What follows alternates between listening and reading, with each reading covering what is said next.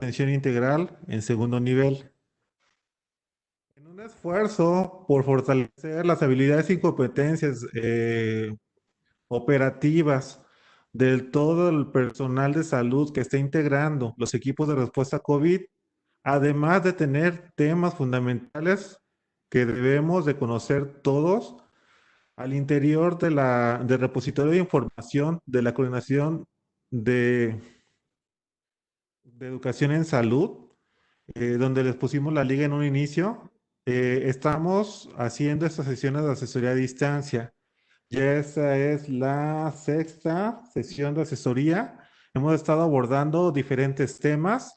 El abordaje temprano de la ventilación mecánica en pacientes con COVID, la trombolisis de pacientes con COVID, aquellas, eh, aquellas escalas que nos pueden en un momento orientar para saber la gravedad que puede tener un paciente de forma temprana a la evaluación clínica.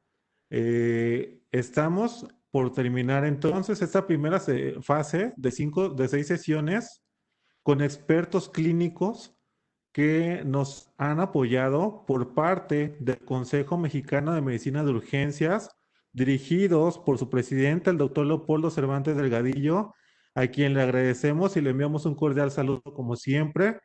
Eh, Me permito entonces ceder la palabra al doctor Víctor para que nos presente al experto clínico del día de hoy. Muchísimas gracias a todos por su participación.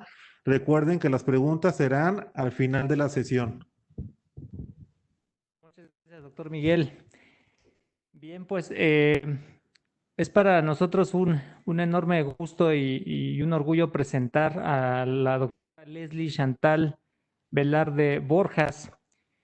La doctora Leslie, ella es especialista en medicina de urgencias. Ella cursó la residencia médica en el HGZ 33 de Monterrey y obtuvo el grado con el aval del Instituto Politécnico Nacional. También tiene una maestría en educación basada en competencias, diplomado en profesionalización docente, es instructora certificada en BLSACLS para la American Heart Association, es sinodal de la zona norte del Consejo Mexicano de Medicina de Urgencia, AC, y es coordinadora clínica de educación e investigación en salud en el HGZ con medicina familiar número 2 de Monterrey, Nuevo León. Bueno, pues estos son solo algunos de los referentes curriculares que nos compartió la doctora, una doctora con una amplia experiencia, y el día de hoy nos va a orientar con el tema identificación y abordaje tempranos de datos de alarma y gravedad del paciente COVID-19. Doctora Leslie, muchísimas gracias por su apoyo, por su participación. Sea usted bienvenida a esta sesión. Gracias. Gracias, doctor. Buenas tardes a todos. Pues gracias, doctor, por presentarme. Yo soy la doctora Leslie Chantal Velarde Borjas, soy médico especialista en medicina de urgencias y el día de hoy, pues, quisiera compartir con ustedes este tema. La verdad es que creo que nos estamos enfrentando a una situación complicada para todos, pues es algo que no conocíamos, pero ahorita ya existe un poquito más de literatura y es en donde nos basamos para realizar la presentación que les voy a comentar a continuación. El objetivo de esta sesión pues es que al terminarla todos ustedes sean capaces de reconocer los datos de alarma y de gravedad de los pacientes que ingresan a nuestras unidades de atención o que ya están hospitalizados y cuál es el abordaje inicial de las principales complicaciones que pueden tener nuestros pacientes que ingresan con diagnóstico de COVID-19. Lo más importante, bueno, lo primero que creo que debemos sabernos es la definición operacional. Si no conocemos la definición operacional, nos vamos a perder y no vamos a poder realizar el abordaje correcto del paciente, se nos pueden confundir muchas cosas. Entonces yo creo que lo principal es reconocer la definición operacional, recordar que es todo paciente que de cualquier edad que en la última semana, los últimos 7 días, haya presentado al menos 2 de los síntomas de fiebre, tos o cefalea y se acompañe de al menos uno de los 5 síntomas principales. rinorrea, mialgias, artralgias, conjuntivitis, y tal caso puede presentar dolor torácico o disnea. Y estos últimos dos, pues obviamente ya nos estarían indicando datos de alarma o de gravedad en nuestros pacientes. Doctora Leslie, perdóneme que le interrumpa. ¿Podría pegarse un poco más a su micrófono o hablar un poquito más fuerte? Por favor, nos notifican que le escuchan muy bajito. Muchas gracias. Disculpe la interrupción, doctora. No, usted me dice si ya lo puse el máximo. Bueno. Sí, ya se escucha un poquito mejor. Gracias. Ok, gracias. Bueno, repitiendo, si es que no se llegó a escuchar, sabemos, como se los mencioné, que es muy importante que conozcamos la definición operacional de esta enfermedad para poder identificar cada uno de los casos que estemos valorando o que ingresen a nuestros servicios de urgencias. Primero, pues, es saber que es todo paciente de cualquier edad que en la última semana o los últimos 7 días haya cursado con al menos 3 de los 2 síntomas, dos de los 3 síntomas principales, que son fiebre, cefalea o fiebre, cefalea, perdónenme, y tos, acompañado de al menos uno de los siguientes síntomas, que es mialgias, artralgias, rinorrea, disnea o dolor torácico, considerando que los últimos dos, disnea y dolor torácico, pues ya nos hablarían de datos de alarma o de datos de gravedad de nuestros pacientes. Sabemos que nuestros pacientes o todas aquellas personas que nos lleguemos a contagiar, el 80% de estos pacientes pues van a presentar sintomatologías leves, el 15% va a presentar síntomas graves y solo el 5% ameritará manejo en una unidad de cuidados intensivos. Sin embargo, enfrentarnos a un 5% al mismo tiempo, pues realmente es una situación grave para cada uno de nosotros y sobre todo para el sector salud en general. Por lo tanto, es muy importante que nosotros podamos hacer la evaluación inicial de estos pacientes en cada uno de los diferentes escenarios: el escenario del paciente con síntomas leves, el escenario del paciente con sintomatología grave y el más importante, pues el escenario del paciente que va a requerir cuidados críticos y que obviamente tenemos que identificar. Obviamente es mucho más sencillo si trabajamos basados en escalas de gravedad, porque podemos enfocarnos un poquito más y brindar la atención prioritaria si conocemos esas escalas, que como las vamos a ver ahorita no son tan complicadas, pues todas se enfocan en los signos vitales. Ahorita las vamos a ir presentando cada una. La evaluación inicial, como se los mencioné, obviamente tenemos 3 escenarios. El escenario 1, pues es el paciente que va a llegar a nuestras unidades de medicina familiar a requerir o a solicitar una valoración porque trae una sintomatología respiratoria. El segundo escenario es el paciente que llega a nuestros hospitales de segundo nivel de atención, que llega al área de triage respiratorio porque el paciente, bueno, viene grave pero estable. Y el tercer escenario, pues serían nuestros pacientes que llegan a las áreas de choque respiratorio, que obviamente ya vienen con situaciones o condiciones de gravedad que requieren una atención aún más específica y más detallada.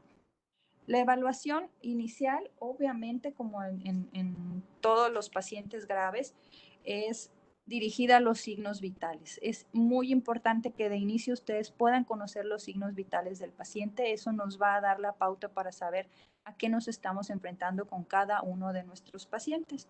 Obviamente la anamnesis pues debe ser enfocada. Si sabemos que ese paciente o sabemos que todas nuestras unidades estamos separando los pacientes con sintomatología respiratoria de los pacientes que vienen por otro cuadro, ya sea dolor abdominal o que vienen con datos de algún evento vascular cerebral, obviamente el que pasamos a triage respiratorio sabemos que tenemos que ser enfocados, uno, por el tiempo que tenemos para atender al paciente y dos, porque en algún momento si vamos a tener muchos pacientes que atender y no deseamos que ningún grave se nos vaya a complicar afuera en el servicio de triage.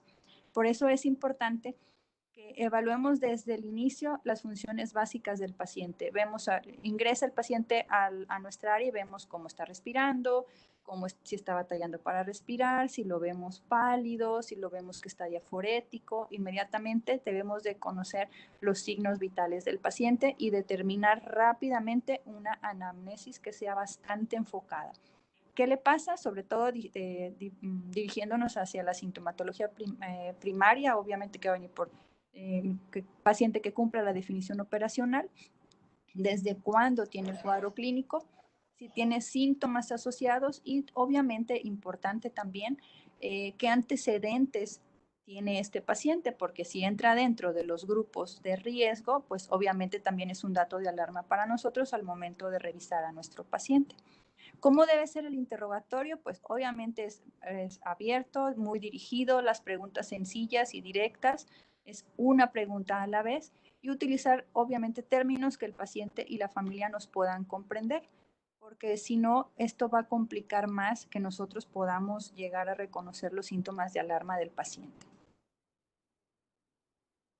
En la valoración inicial, como se los mencioné, pues bueno, es la evaluación rápida de las funciones básicas, evaluación de signos vitales, anamnesis enfocada. Obviamente dentro de nuestro interrogatorio, como hemos visto las estadísticas, sabemos que los datos de alarma que están en esta presentación son los más importantes y han sido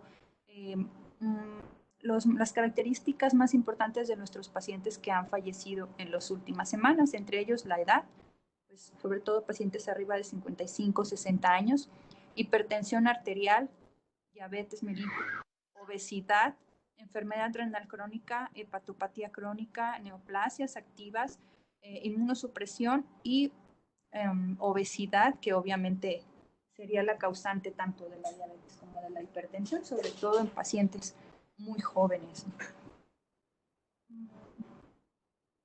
Muy bien. Llega nuestro paciente al servicio de urgencias, lo interrogamos rápidamente. Obviamente nosotros estamos con el equipo de protección personal en nuestra área establecida. ¿Qué vamos a hacer? Creo que todos tenemos esa habilidad ahorita o debemos desarrollar esa habilidad de estar interrogando y al mismo tiempo estar observando a nuestro paciente, ver su aspecto general, piel y mucosas. Tenemos que estar muy conscientes de esto, ver al paciente si está pálido, si está diaforético, cómo están sus manos, puede que tenga un llenado capilar prolongado. Entonces, todos esos pequeños síntomas o todos esos datos clínicos son importantes y son datos de alarma para nosotros y que realmente no nos lleva mucho tiempo realizar una evaluación completa. Respiración, es importante ver el patrón respiratorio del paciente, si cursa con accesos de tos, si está polimneico. Circulación, pues obviamente el llenado capilar, debemos estar seguros de la presión arterial que mantiene nuestro paciente y sobre todo del estado neurológico. Estos son los principales características que debemos revisar en todos nuestros pacientes, porque obviamente los vamos a utilizar más adelante en la presentación, porque son parte de todas las escalas de gravedad que nosotros vamos a estar revisando. Los datos de alarma que debemos de reconocer inmediatamente y que no nos tardamos más de 5 minutos en evaluarlos, pues es la frecuencia respiratoria. Si la frecuencia respiratoria está mayor a 30 respiraciones por minuto, ya se nos encendió el foquito rojo de la tensión. Si tiene una saturación de oxígeno menor al 92%, también es otro dato, otro foquito rojo que no podemos dejar pasar y que realmente no es tan complicado de darnos cuenta que esto está sucediendo. Sabemos que dentro de nuestra atención al paciente debemos de tener signos vitales y por ser una enfermedad de patrón respiratorio, pues necesitamos tener un pulso oxímetro o algo que nos permita saber la saturación de oxígeno de nuestro paciente, puesto que esto es un dato de alarma, obviamente, para que el paciente reciba la mejor atención o por el riesgo que tiene de complicarse en las siguientes horas, o incluso llegar a meritar manejo avanzado de la vía aérea.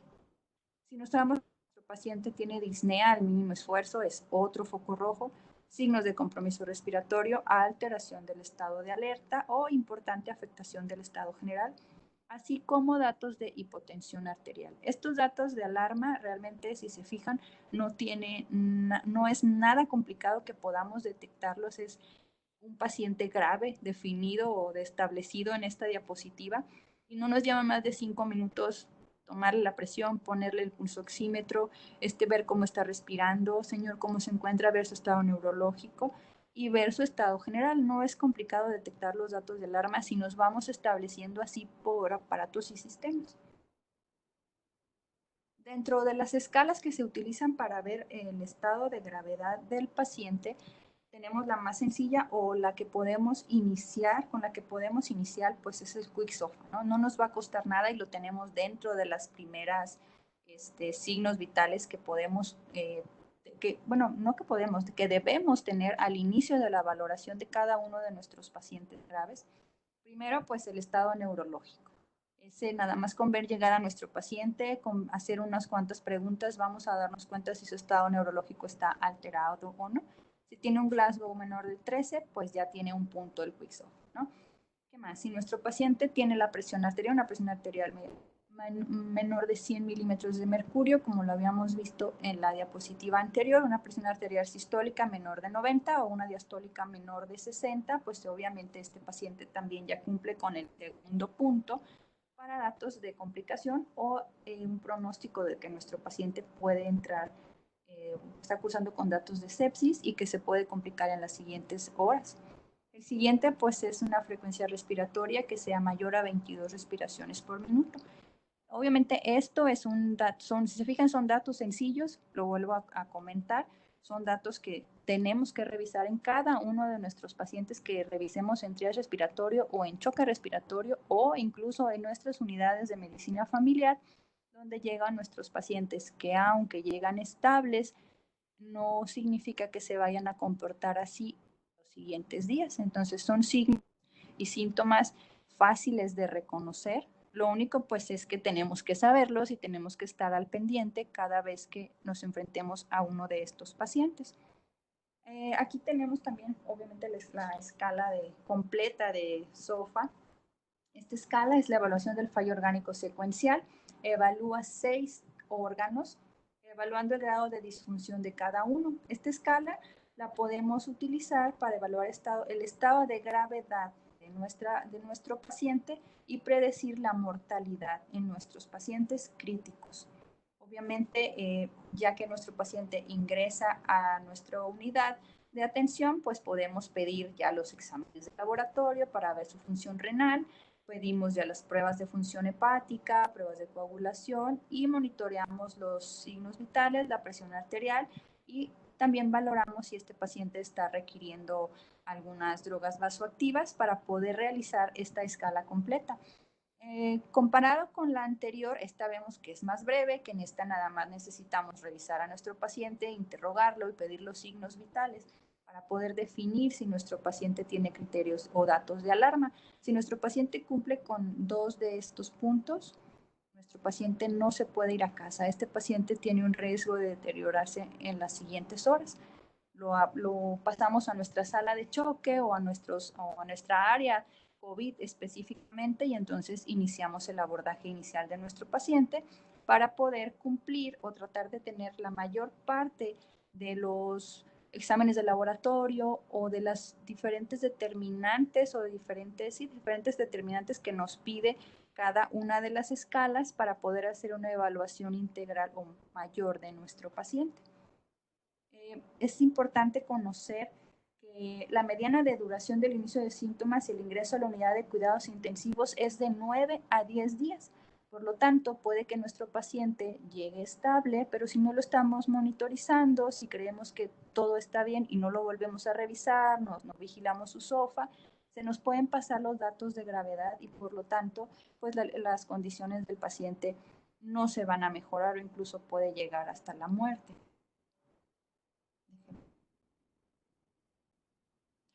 Muy bien, otra de las escalas que nosotros utilizamos al ingreso, cuando el paciente ya está cursando o ya tenemos el diagnóstico de una neumonía, sobre todo una neumonía por COVID-19, las escalas en las que nos vamos a basar son, una de ellas es esta, ahorita vamos a revisar las demás. Esta escala es la más sencilla, no, al igual que los anteriores, les digo, son datos que no son tan complicados de obtener.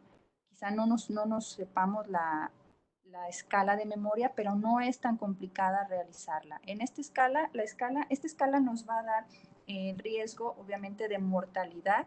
Nos indica también o nos puede orientar tanto si el paciente puede recibir un manejo ambulatorio o el paciente requiere el ingreso a una unidad de cuidados intensivos dependiendo de la cantidad de puntuación que nos dé la escala. Como pueden verlo, pues obviamente son 5 parámetros, perdón. Primero, pues es la confusión. Si el paciente tiene desorientación, le vamos a dar un punto. Dentro de los exámenes, el único examen de laboratorio que esta escala nos solicita, pues es la urea. Si es mayor a 7 milimoles sobre litro, pues nos va a dar un punto. Después nos marca la frecuencia respiratoria, la presión arterial y la edad. Al final nos da un punto por cada dato positivo en nuestro paciente y como pueden ver al final pues está la puntuación. Si tiene un CURP de 0, nuestro paciente tiene una baja mortalidad, por lo tanto su tratamiento puede ser ambulatorio. Si tiene un CURP de 1, el paciente puede irse a ambulatorio o, dependiendo de su valoración, si tiene un CURP de 2, ahí sí ya tenemos que considerar el ingreso. ¿En qué nos basaremos? Pues, obviamente, si es un adulto mayor, si tiene más comorbilidades este paciente, si sabemos que vive lejos de una unidad hospitalaria o que quizá viva en un asilo o viva solo, esos también son datos importantes, puesto que va a ser más complicado que si se deteriore en las siguientes horas o en los siguientes días el paciente pueda arribar por sí mismo a una unidad hospitalaria. Si tiene un CURP mayor de 3, el paciente debe ser ingresado a una unidad de segundo nivel, área hospitalaria o área general. Sin embargo, si se va a un CURP de 4 o de 5, pues se eleva la mortalidad hasta un 40%, por lo tanto, este paciente requerirá ingresar a la unidad de cuidados intensivos. La siguiente escala que se maneja o que manejamos y que todo esto que estas escalas vienen establecidas dentro de los protocolos que se deben utilizar por parte de los equipos COVID. Lo pueden revisar en la plataforma de Educación en Salud, ahí vienen todas estas escalas. Otra de las escalas pues es esta que es la NEWS y esta escala evalúa, al igual que las demás, frecuencia respiratoria, saturación de oxígeno, presión arterial, frecuencia cardíaca y estado de alerta. En esta escala es muy importante puesto que nos va a dar la pauta para el manejo de nuestros pacientes o para la vigilancia de cada uno de nuestros pacientes. Sabemos que un equipo COVID va a ser capaz de atender a 24 pacientes. Es un líder y 3 médicos. Cada médico va a atender a 8 pacientes. Por lo tanto, la vigilancia pues debe ser, el monitoreo debe ser continuo. Si nosotros podemos aplicar este tipo de escalas por turno a nuestro paciente, podemos establecer el tipo de vigilancia que cada uno de ellos vaya a tener. Hasta ahorita sabemos que nuestro sistema está aún tratando de sobrellevar la saturación de pacientes en cada uno de nuestros hospitales, pero utilizar este tipo de escala nos va a ayudar a brindar un mejor abordaje en nuestros pacientes, además de que nos va a ayudar a identificar cuáles son nuestros pacientes potenciales a complicarse en las siguientes horas, por lo tanto, durante nuestro turno, que seguramente van a requerir manejo avanzado de la vía aérea y entonces prepararnos y estar más atento a todas las complicaciones que este paciente pudiera tener. La escala de NEWS, volvemos a lo mismo, frecuencia respiratoria, saturación de oxígeno, cambia un poquito en el caso de que nuestro paciente curse con EPOC, vemos si el paciente requiere oxígeno suplementario, la presión arterial sistólica, la frecuencia cardíaca y el nivel de conciencia. Igual se suman los puntos y dependiendo de los puntos se evalúa a nuestro paciente y es el monitoreo que este paciente va a requerir. Si tiene un NEWS de 0, este paciente puede revisarse signos vitales hasta cada 12 horas, puesto que nuestro paciente no está cursando con ninguna descompensación o con criterios de gravedad. Si tiene un NEWS de 7 o más, nuestra respuesta pues debe de ser inmediata. Por lo tanto, el monitoreo continuo debe de ser apropiado en estos pacientes. Obviamente, si tiene un NEWS de 7, seguramente nuestro paciente va a estar en una unidad de cuidados intensivos por los datos de gravedad que en este paciente se pueden observar. Otra de las escalas que manejamos también es la escala de severidad de la neumonía. Este tipo de escalas, esta escala ya estratifica a los adultos con evidencia radiográfica de una neumonía y por el riesgo que tiene de muerte en los siguientes 30 días. Como pueden ver, esta escala también maneja muchísimo más ítems, por lo tanto es un poquito más tardada o no es tan sencilla como hacer el quick-off al inicio o hacer el CURP 65 que solamente nos pide un criterio de laboratorio. Aquí nos va a pedir edad, el sexo, si es residente de un centro geriátrico, como se los había comentado, un paciente adulto mayor, pues obviamente son los que más se están complicando, son los que más están falleciendo y muchos de ellos viven en centros geriátricos. Esta escala también incluye enfermedades preexistentes, además del examen físico, exámenes de laboratorio.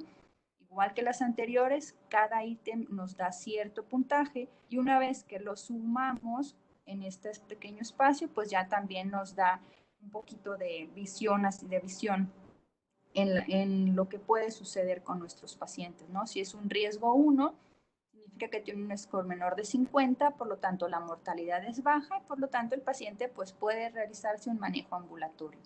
Si tiene una categoría de riesgo de 4, significa que tuvo un puntaje entre 91 y 130, por lo tanto ese paciente requiere un manejo dentro del hospital. Como pueden ver, cada una de estas escalas nos va a dar oportunidad de detectar los datos de alarma de nuestros pacientes y no en todas las escalas necesitamos los datos de laboratorio para poder establecerlas y en todas las escalas sí se necesitan los signos vitales.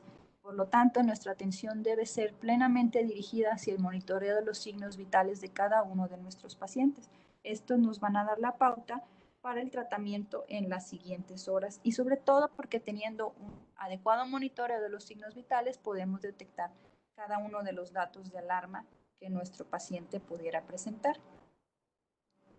Bueno, si vamos a hacer el abordaje de cada uno de nuestros pacientes, nos vamos a ir atendiendo de vía aérea. Si llega nuestro paciente, un ejemplo puede ser un masculino de 58 años de edad, obeso, diabético, hipertenso, que llega a nuestra unidad de triage respiratorio, refiriendo disnea. Obviamente, lo primero que tenemos que hacer, pues, es corroborar que cumpla con la definición operacional. Si el paciente cumple con la definición operacional, entonces yo lo estoy interrogando, ya observo que está polimnéico, que está pálido, que se cansa cuando me está explicando por qué llegó al hospital. En ese momento yo ya le puse un pulso oxímetro, la enfermera ya está monitorizando los vitales, por lo tanto puedo detectar inmediatamente los datos de alarma. Ese es un escenario 2, donde el paciente está grave, sin embargo, está estable. Este paciente, pues obviamente no se puede ir a casa si lo estabilizamos y vemos que está hipotenso, que está un poquito desorientado o que mientras lo estamos interrogando tiene somnolencia, que no cumple quizá los 65 años, pero está hipotenso, está con alteraciones del estado de conciencia y está polimnéico. Ese paciente pues obviamente tiene un CURP de 2, pero si sabemos que es un paciente obeso, que es un paciente que tiene un mal apego al tratamiento, cumple con factores de riesgo, entonces ese paciente nos está dando datos de alarma desde que nosotros lo estamos revisando. Por lo tanto, ese paciente debería de pasar directamente a hospitalización en alguna de nuestras áreas, en uno de los diferentes hospitales que nosotros pudiéramos estar. En el escenario 3, el paciente es el paciente que llega en una ambulancia, que llega con dificultad respiratoria severa, que llega quizá sin detectarse una presión arterial y con datos de que obviamente requiere un manejo avanzado de la vía aérea. Este es el tercer escenario, que es el que a los urgenciólogos nos encanta, pero quizá no es el mejor para nuestros pacientes, ¿verdad?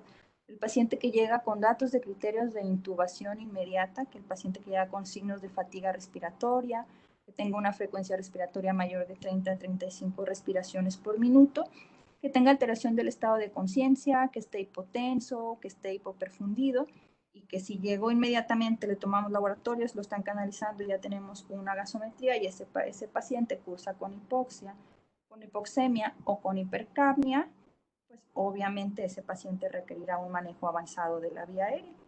Iniciamos el manejo avanzado de la vía aérea al mismo tiempo que estamos monitorizando signos vitales, le pedimos a la enfermera que canalice las vías e iniciamos el manejo para el estado de choque en el que va llegando.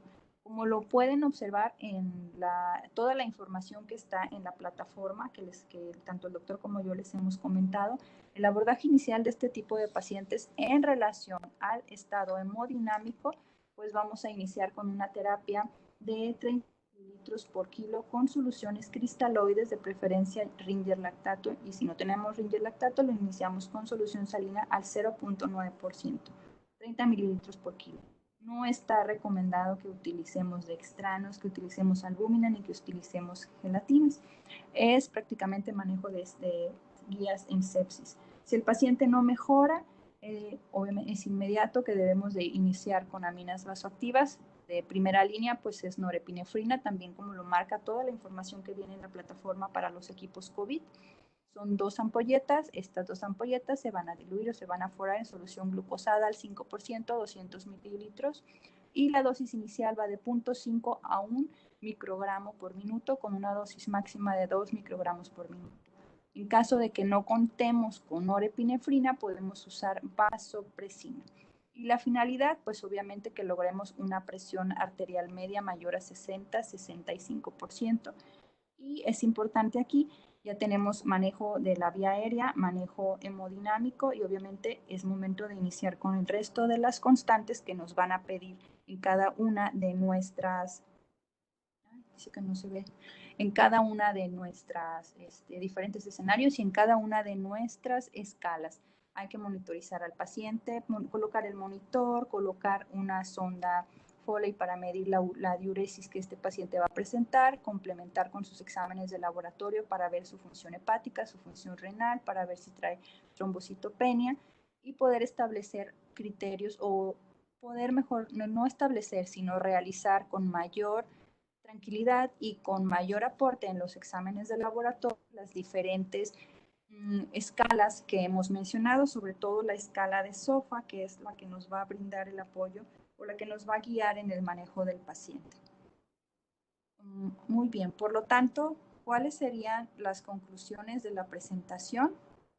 Uno, pues es la importancia del interrogatorio que debe ser enfocado. Si ya sabemos que vamos a estar en el área respiratoria, en el triage respiratorio, en el choque respiratorio o que somos equipos COVID, pues sabemos que este paciente va a cursar con dificultad respiratoria. Por lo tanto, pues el interrogatorio debe de ser enfocado. Exploración física rápida y precisa, esto en los pacientes que van ingresando en nuestra unidad, un poco más detenida, más específica cuando ya el paciente está hospitalizado. Aplicación de las escalas nos van a guiar mucho, como ya se los mencioné en cada una y desglosamos cada una de las escalas. La actuación debe ser rápida, sí, obviamente basado en los lineamientos que tenemos establecidos a nivel institucional. Todo esto, como se los menciono, viene en el manual que está en la plataforma de educacionensalud.ims.gov.mx. Y algo muy importante, pues no tener exposición sin el equipo de protección adecuado. Es importante cuidarnos. Si nosotros nos enfermamos, no va a haber quien atienda al resto de los pacientes que pudieran llegar en las siguientes semanas. Entonces, el abordaje inicial del paciente y la detección de signos de alarma, según yo y según todo lo que revisé para la presentación, no debería de ser complicado para ninguno de nosotros, puesto que todo va enfocado en signos vitales y en una observación o en una exploración física rápida que no considero que ninguno de nosotros va a batallar para realizarlo. Espero que lo podamos hacer y espero que cada uno desde donde nos toca estar podamos hacer nuestro trabajo lo mejor posible. Por lo tanto,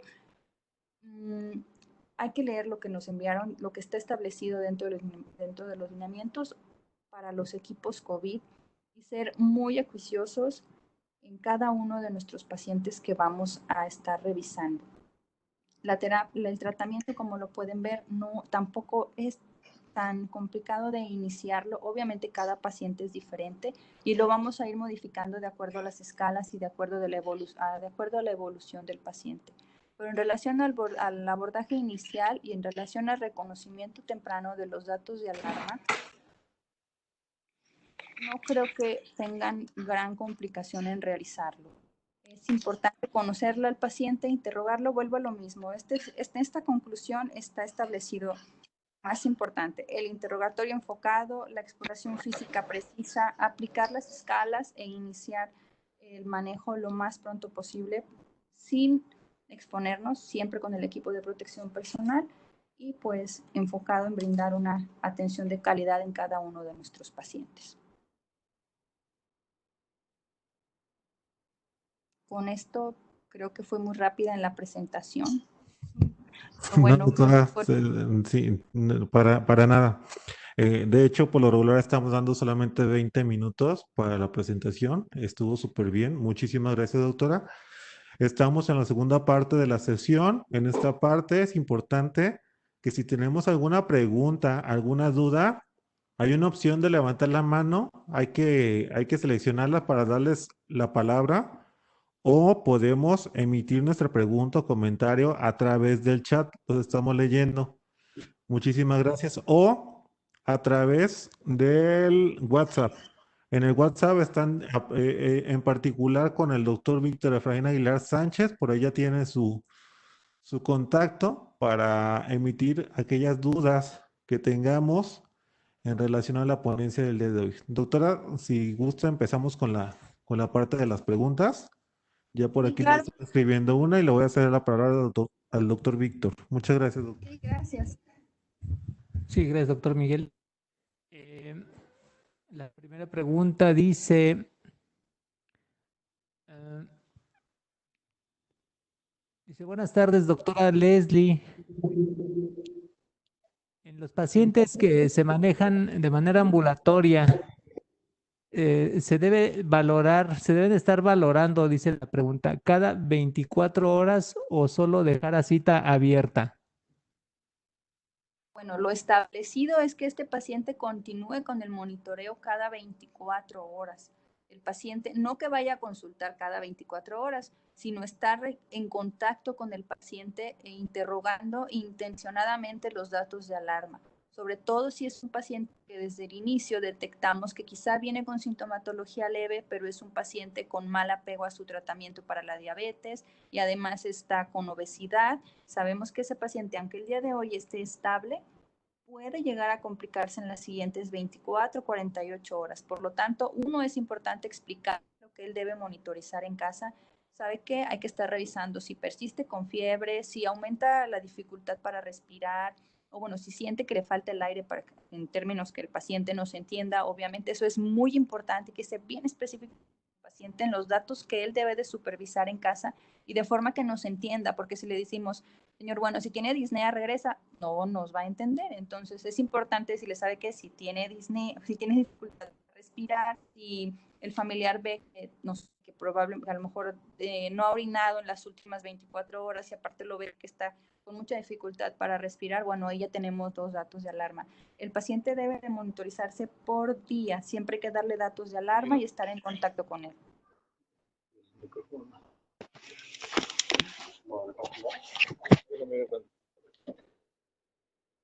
Muchas gracias, doctora. También nos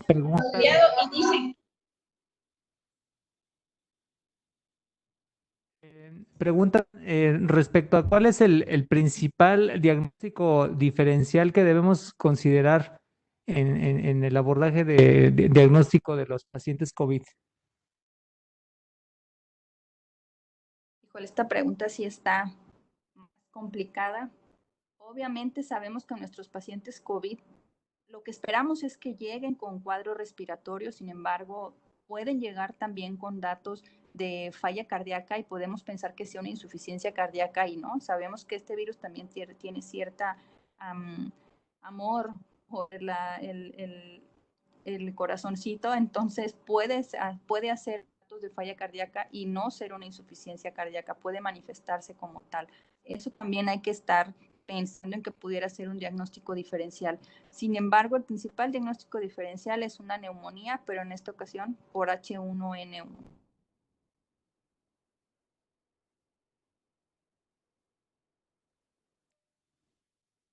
Muchas gracias, doctora.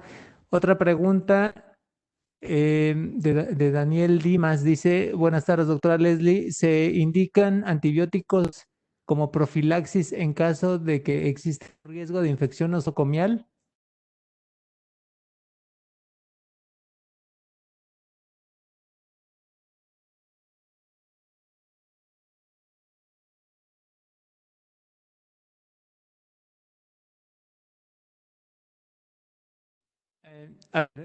No sé si me escuchó. Dice Daniel Dimas, dice, buenas tardes, doctora Leslie. ¿Se indican antibióticos como profilaxis en caso de que exista un riesgo de infección nosocomial?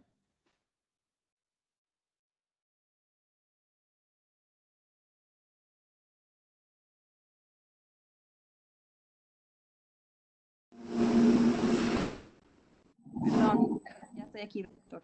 De inicio, lo único que está recomendado es acitromicina según lo que marcan nuestras guías o lo que está establecido aquí dentro del manejo. El único antibiótico indicado es acitromicina. No hay otra indicación hasta ahorita de otro medicamento o de otro antibiótico. Podemos iniciar también ceftriaxona, pero de inicio es en fase 1 sería la acitromicina. Muchas gracias, doctora. Nos hacen otro comentario. ¿Por qué no se realizan grupos de médicos para estar en contacto en línea con todos los pacientes que se egresan como sospechosos? Les comento que para esto el instituto ha estado viendo diferentes estrategias. Una de las más aterrizadas está liderada por la Coordinación de Atención Integral en primer nivel y es una asesoría telefónica con médicos del otro lado, en donde los pacientes, ya sean que inicien con síntomas o que tengan ya sintomatología, pueden llamar por teléfono y recibir una orientación médica telefónica. Con esto se está buscando que se reduzca en un momento dado aquella asistencia de pacientes que tienen sintomatología leve y no es necesaria una valoración clínica más a fondo. De igual manera, aquellos pacientes que se egresan o que ya tienen una valoración pueden llamar sin problema para recibir la misma asesoría. Muchas gracias. Bien, recuerden que pues es nuestra oportunidad de hacer las preguntas y aprovechar la participación de la doctora Leslie. Tenemos aquí otra pregunta, dice, ¿cuál sería el manejo en un paciente COVID positivo en cuarentena que ingresa a urgencias? ¿Esa a urgencias? Dice, en periodo de manejo de hemodinamia, ¿se tendría que dar fibrinolisis o se maneja como cualquier otro paciente? A ver, vuelvo a formular la pregunta, doctora. Perdón.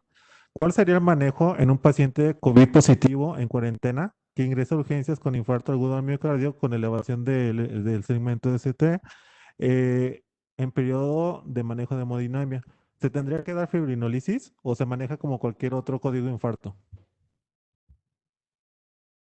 El paciente debe manejarse como cualquier otro código infarto. Si tiene un tiempo balón establecido o si cumple con la definición, puede enviarse a un tercer nivel. Si no, hay que iniciar trombolisis, obviamente con todas las medidas de precaución general, junto con el equipo de protección personal. Esta patología tiene múltiples presentaciones, por lo tanto hay que enfrentar a cada una de las que se nos presente en los servicios de urgencia, sobre todo con el equipo personal. Yo creo que eso es la única diferencia de este paciente con el resto, que exige que estemos más cuidados nosotros los médicos y no tendríamos por qué modificar nuestra atención ni el tratamiento en cada uno de ellos. Muchas gracias, doctora Leslie. En relación al uso de esteroides, preguntan en qué momento sería indicado usarlos.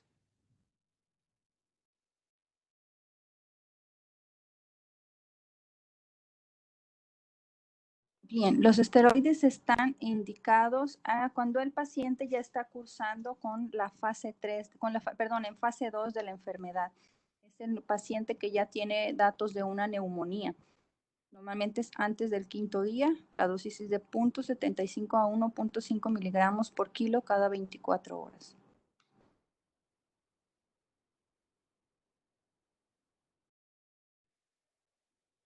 Muchas gracias, doctora. ¿Qué papel tendrá el área de fisioterapia y rehabilitación en los pronósticos con pacientes COVID-19? Realmente yo creo que primero hay que esperar a que todos nuestros pacientes salgan adelante y una vez que nuestros pacientes estén fuera de peligro, realmente ahí vamos a tener que iniciar con la fisioterapia. No soy experta en fisioterapia, quizá ahí la pregunta debería ir dirigida a algún especialista en este tema. Les comento que en la Coordinación de Atención Integral de segundo nivel tenemos la división de área de rehabilitación, quienes son los que están liderando este grupo de fisioterapias a nivel nacional. Sin embargo, como bien lo dice la doctora, no contamos todavía con los elementos indispensables para tener la plena certeza de cuál es el seguimiento de estos pacientes. Sin embargo, se están integrando ya lineamientos que esperamos que con esto podamos dar una orientación rápida a los fisioterapeutas y a los médicos en rehabilitación para poder dar un seguimiento posterior a estos pacientes. La verdad es que es muy pronto para estar en nuestra población mexicana conociendo cuáles son la situación clínica que queda posterior a una recuperación con COVID. Muchísimas gracias. Como quiera, les vamos a mantener informados en cuanto tengamos esos lineamientos. Si no se sube a repositorio, se va a subir a la normativa institucional como siempre. Muchísimas gracias. Bien, muchas gracias, doctora Leslie. Pues parece ser que ya las preguntas, hay varias preguntas, algunas no están muy relacionadas con directamente con el tema. Vamos a ver, tienen ustedes en la pantalla el correo de la doctora Leslie. Si tienen preguntas ya de otro tipo o muy específicas, con gusto pueden escribirle a la doctora Leslie Velarde. Queremos hacer tenemos otra pregunta, están cayendo aquí más. Pregunta dice, ante un paciente con síntomas leves pero sugerentes de COVID-19, ¿es correcto iniciar el tratamiento con hidroxicloroquina y acitromicina? No, si tiene sintomatología leve, el paciente nada más se va a casa con tratamiento sintomático, obviamente con monitoreo, como lo habíamos mencionado, cada 24 horas. En caso de que el paciente desarrolle síntomas de una neumonía o síntomas ya de gravedad, entonces ya se valorará el inicio de este medicamento. Recuerden que hay que hacer muchas evaluaciones antes de decidir si lo iniciamos o no.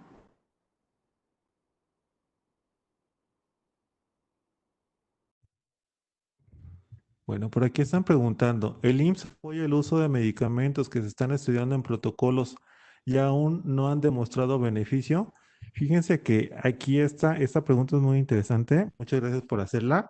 El IMSS está solamente apoyando aquellos medicamentos, si bien no se ha comprobado su eficacia, pero que se están protocolizando, tal como es el uso de la cloroquina, la hidroxicloroquina, la citromicina. Todos estos medicamentos se encuentran descritos en un lineamiento de protocolo de atención de pacientes. Es diferente ese protocolo de atención que tiene la Secretaría de Salud.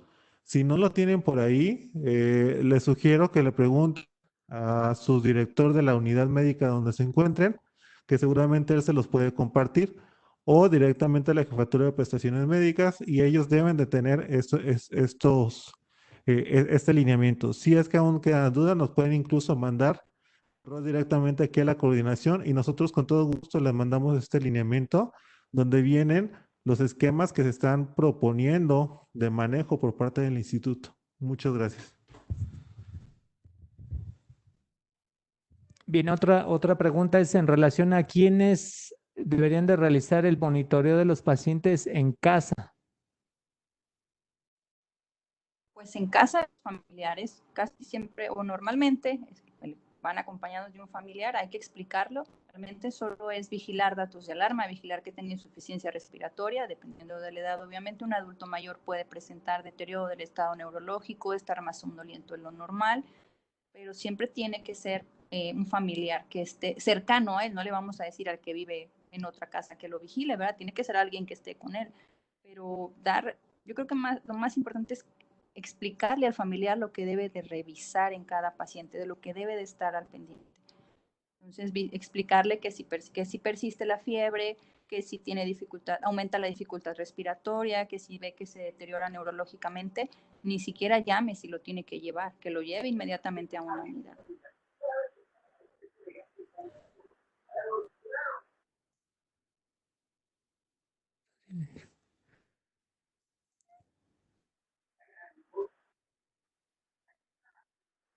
Quedó arriba.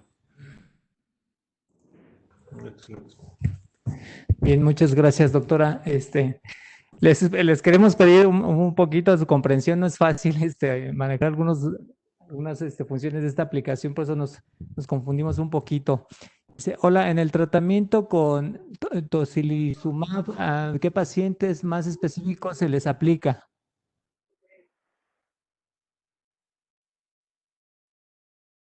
De acuerdo a lo que está establecido en los lineamientos institucionales, es en aquellos pacientes que están en estado crítico ya cursando con la fase 3, que es cuando están en la tormenta de citoquinas.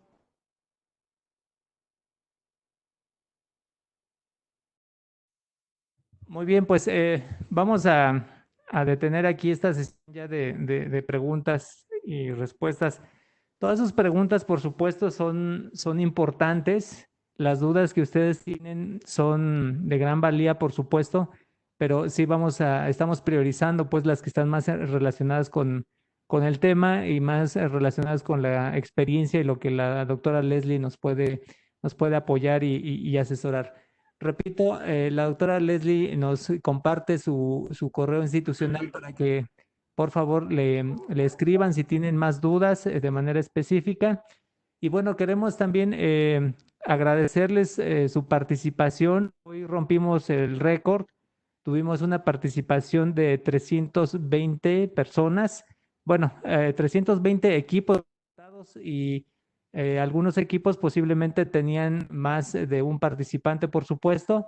Esto incrementa el número de participantes. Entonces, muchas gracias por este interés que han mostrado. La coordinación de atención integral en segundo nivel, por supuesto, estamos trabajando también en apoyarles, en acercarles a este grupo de expertos. Y pues el día de hoy, doctora Leslie, creo que fue, al igual que las anteriores sesiones, fue por demás exitosa su participación. Y no me resta más que cederle el micrófono al doctor Miguel y agradecerles a todos su participación. Doctora Leslie Velarde, no queda más que agradecerle y extenderle un profundo agradecimiento del titular de nuestra coordinación, el doctor Raúl Peña Viveros, quien se encuentra al pendiente de que se estén realizando estas sesiones de asesoría dirigidas al personal operativo. De igual manera, doctora, envíele nuestro cordial saludo al doctor Leopoldo Cervantes Delgadillo, quien es el presidente del Consejo Mexicano de Medicina de Urgencia, quien muy amablemente y ante una situación muy solidaria en este enfoque de sumar esfuerzos para poder fortalecer nuestra atención clínica a pacientes con COVID, nos ha ayudado mucho en poder acercar este material y estos médicos, expertos clínicos, obviamente incluidos usted, doctora. Muchísimas gracias por todo su apoyo, de todo corazón. Muchísimas gracias por toda su colaboración. Y muchas gracias a todos los participantes, quienes estuvieron de manera muy activa en el chat y por ahí ayudándonos también con las cuestiones técnicas. También un agradecimiento del otro lado al equipo técnico quienes nos están apoyando, al ingeniero José Carlos, quien está muy al pendiente de que la plataforma se encuentre estable. Muchísimas gracias, ingeniero, y muchas gracias, doctora. No, muchísimas gracias a ustedes por la invitación. Ya saben, el Consejo Mexicano de Medicina de Urgencias siempre está dispuesto a apoyar y yo creo que no soy la única de todos los que estamos dentro, que somos parte del Consejo, que somos sinodales en alguna de las zonas del país. Yo creo que todos tienen la disposición de ayudar. Yo creo que la única forma de salir victoriosos de esto es trabajar en equipo. Muchas gracias a todos.